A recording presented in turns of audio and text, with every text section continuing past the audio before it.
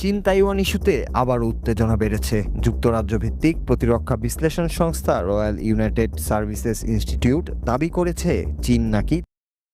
আসসালামু আলাইকুম প্রিয় দর্শক, জানিয়ে দেব এখনকার গুরুত্বপূর্ণ টপ নিউজটি।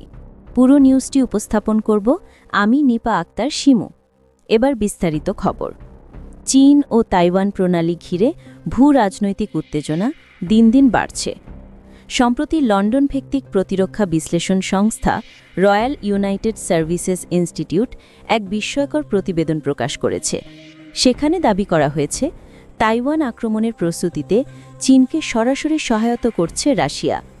অ্যাক্টিভিস্ট গ্রুপ ব্ল্যাক মুনের ফাঁস করা প্রায় ৮০০ পৃষ্ঠার গোপন রুশ নথি বিশ্লেষণ করে এই তথ্য উঠে এসেছে।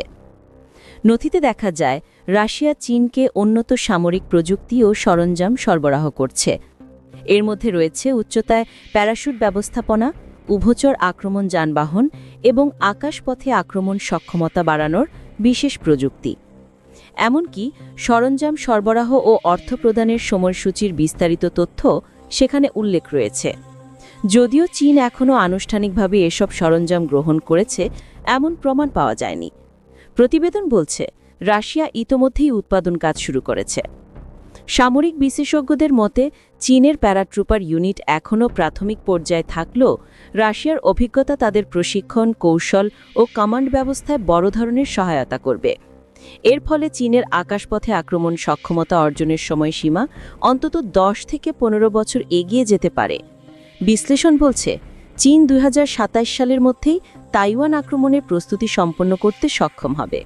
উল্লেখ্য, যুক্তরাষ্ট্রের গোয়েন্দা সংস্থাগুলো আগেই সতর্ক করেছিল যে প্রেসিডেন্ট শি জিনপিং সেনাবাহিনীকে ২০২৭ সালের মধ্যে তাইওয়ান আক্রমণের জন্য প্রস্তুত থাকতে নির্দেশ দিয়েছেন।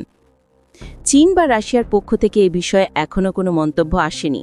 তবে আন্তর্জাতিক মহল মনে করছে এই সহযোগিতা কেবল এশিয়া নয়, বরং পুরো বিশ্বের নিরাপত্তার জন্য উদ্বেগের কারণ হতে পারে। বিশেষজ্ঞদের মতে তাইওয়ানকে ঘিরে সম্ভাব্য সংঘাত বৈশ্বিক অর্থনীতি, সরবরাহ চেইন এবং রাজনৈতিক স্থিতিশীলতায় বড় ধরনের প্রভাব ফেলতে পারে। প্রিয় দর্শক, এই ছিল এখনকার গুরুত্বপূর্ণ নিউজ। আরও গুরুত্বপূর্ণ নিউজ নিয়ে ফিরছি কিছুক্ষণের মধ্যে। নিউজগুলো সবার আগে দেখার জন্য এই চ্যানেলটি সাবস্ক্রাইব করতে ভুলবেন না। ধন্যবাদ।